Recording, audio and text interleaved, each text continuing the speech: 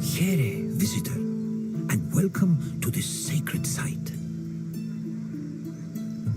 Delphi is an amazing place to visit if you're looking for information. I've come here on several occasions in search of answers to some particularly puzzling questions, and sometimes I even found them.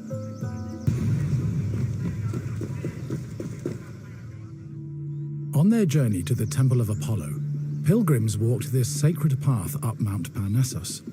The summer sun beat down hot on their backs. Along the way, they took in the magnificent monuments, treasuries, and statues that adorned the road. These landmarks were tokens of people's reverence for the oracle's benevolence. All were dedicated to Apollo, and most were offered by cities to commemorate military victories. The monuments represented not only their donors' piety, but also their power and wealth.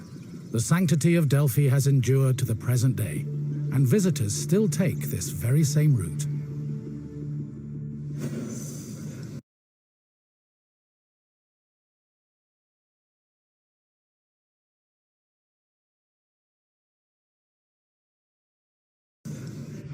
One of the most impressive dedications to Apollo came from the Cnidians, a Greek population that colonized the island of Lipari, north of Sicily. The story behind this dedication is notable.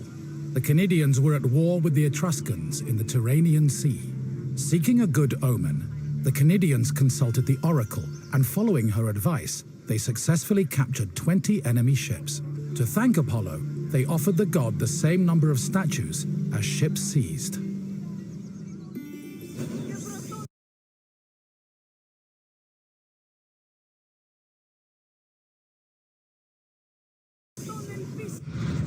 Next to the Naxian Sphinx stood a simple structure to display offerings from the Athenians, most of which were spoils of war.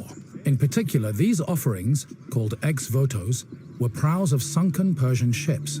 The Athenians built the portico after their naval victory over the Persians in 478 BCE.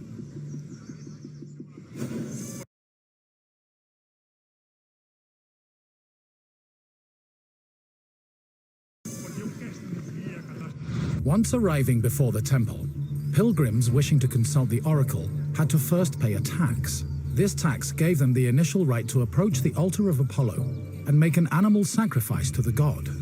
But before proceeding to the Pythia, the preliminary ritual had to succeed.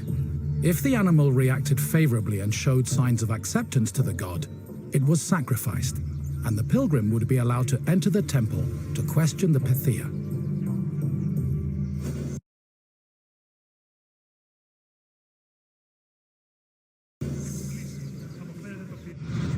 At last, we arrive at the Temple of Apollo, where the oracle relayed her prophecies. The temple was the final destination of those seeking an audience with the Pythia, and its appearance matched the majesty of its purpose. Atop its imposing columns, the structure's pediments displayed famous mythological scenes, sculpted by the renowned Greek artist Antenor. But as grand as the temple looked from the outside, it paled in comparison with what happened within.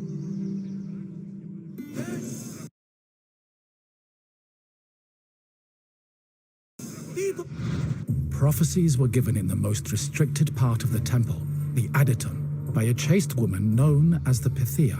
Before delivering prophecies, she first purified herself with water, then burned laurel leaves and barley flour to begin the ritual. Finally, while seated on a tripod surrounded by offerings, the Pythia delivered Apollo's messages. Her words were often strange and indecipherable, and required further interpretation by the temple's priests. Despite much research, the exact causes of the oracle's behavior while prophesying are debated to this day.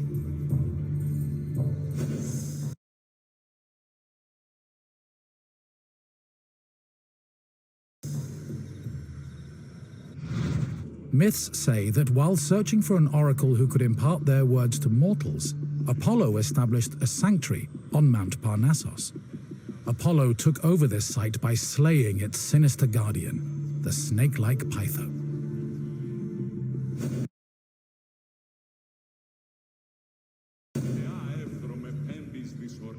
Well done, traveler. Your knowledge rivals that of the wisest philosophers. As you wish. It has been a pleasure sharing Delphi with you.